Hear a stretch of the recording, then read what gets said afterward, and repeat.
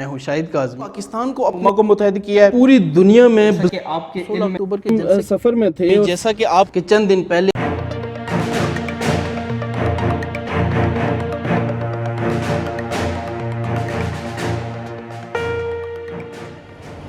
मेरे देखने और सुनने वालों को अस्सलाम वालेकुम नाज़रीन। इस वीडियो ब्लॉग के साथ मैं हूँ शाहिद काज़मी। जैसा कि आपके इल्म है, पाकिस्तान में इस वक्त तब्दीली की हवा बड़े ज़ोर शोर से चल रही है। तब्दीली सरकार यानी पाकिस्तान तहरीक इंसाफ की हुकूमत इस वक्त वफाक में भी कायम है और पाकिस्तान के सबसे बड़े सूबे पंजाब के अंदर भी कायम है। इलेक्शन कैंपेन के दौरान हमने मोहतरम इमरान अहमद ख़ान साहब का एक बयानिया मुसलसल हम सुनते आए और वो अपने मुख्तलिफ़ जलसों में, जुलूसों में, रैलियों में ये नारे लगाते आए कि वो इक़्तिदार में आके तब्दीली ले आएंगे, पिछले 50 साल की सियासत तब्दील कर देंगे, पिछले 70 साल की सियासत तब्दील कर देंगे।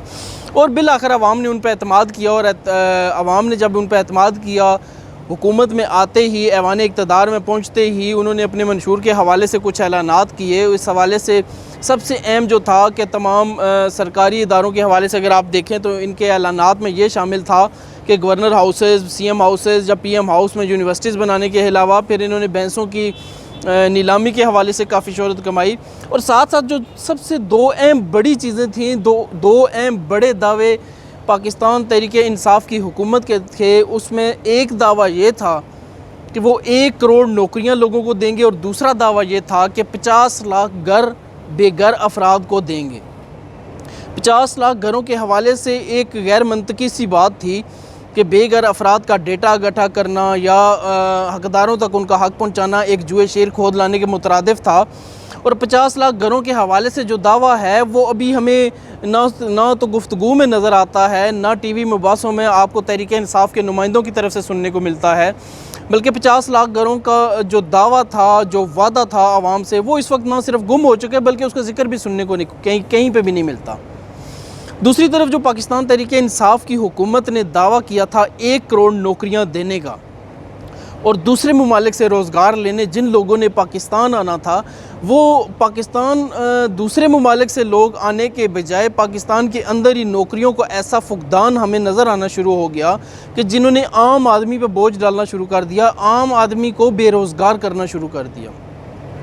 ताज़ा तरीन कारनामा तब्दीली सरकार का अगर हम देखें तो रेडियो पाकिस्तान से 749 के करीब कॉन्ट्रैक्ट मुलाजमीन जो हैं उनको देश निकाला दे दिया गया है, उनको मुलाजमतों से बर्खास्तगी का परवाना थमा दिया गया है। इस हवाले से सिर्फ़ एक मेमोरेंडम के थ्रू उनको नौकरियों से निकाल दिया गया है और ये भी नहीं सोचा कि उनमें अक्सरियत क्या तमाम के तमाम ऐसे अफराद हैं कि जो 17,000 से 25-30 हज़ार के दरमियान माहाना कमाते हैं और एक आम फैमिली का महीने का राशन ही 25 से 30 हज़ार का आता है।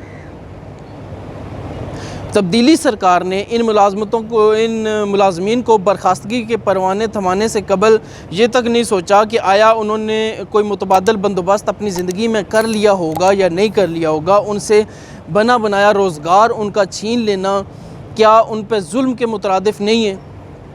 इससे पहले आपको याद होगा कि कुछ अर्सा कबल भी 300 के करीब मुलाजमीन को रेडियो पाकिस्तान से निकाल दिया गया था। इतलात के मुताबिक 4,500 के करीब मुस्तकिल असामियाँ मौजूद हैं रेडियो पाकिस्तान में और उसमें भी इस वक्त तकरीबन कमोबेश 3,000 या इससे आगे पीछे मुलाजमीन मुस्तकिल बुनियादों पर काम कर रहे हैं और 1,000 के करीब कॉन्ट्रैक्ट मुलाजमीन जो थे वो रेडियो पाकिस्तान में काम कर रहे थे।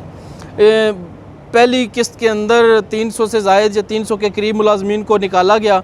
अभी बर्खास्तगी की इस नई लहर के दौरान 749 के करीब जिन मुलाजमीन को निकाल दिया गया उन्होंने इशारा दस्तूर पर एहतजाज भी किया। सोने पे सुहागा ये हुआ कि वो अपने साथ होने वाली नाइंसाफ़ी के ऊपर एहतजाज कर रहे थे और रात गए उनके एहतजाज के ऊपर उन मुलाजमीन के ऊपर ही पर्चा काट दिया गया, FIR दर्ज कर ली गई।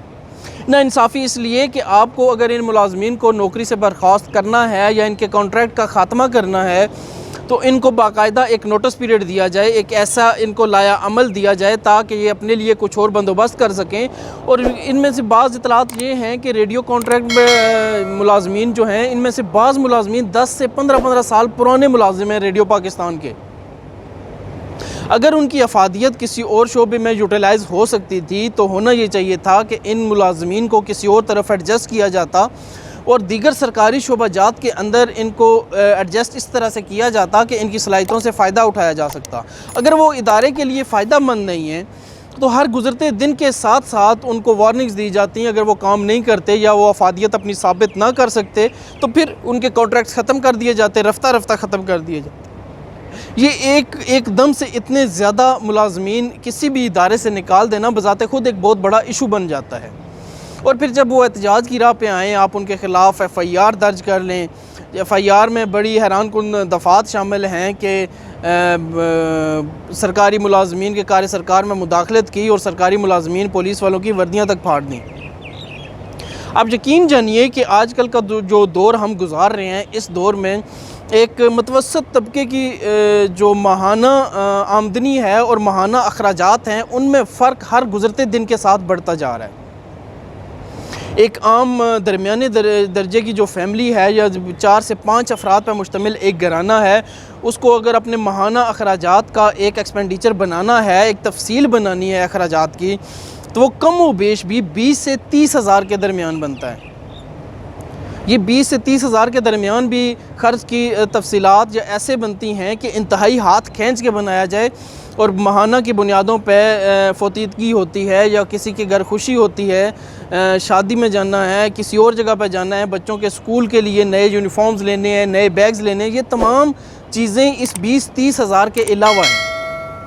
तो इस तरह अगर आप सोचें तो आपके लिए ये यकीनन अफसोसनाक लम्हा होगा कि और अक्सरियत में निकाला भी उन्हीं मुलाजमीन को गया है कि जिनकी तनख्वाह पहले ही गवर्नमेंट की मुकर्रर करदा कम से कम तनख्वाह 17,500 से 25,000 के दरमियान तनख्वाह है।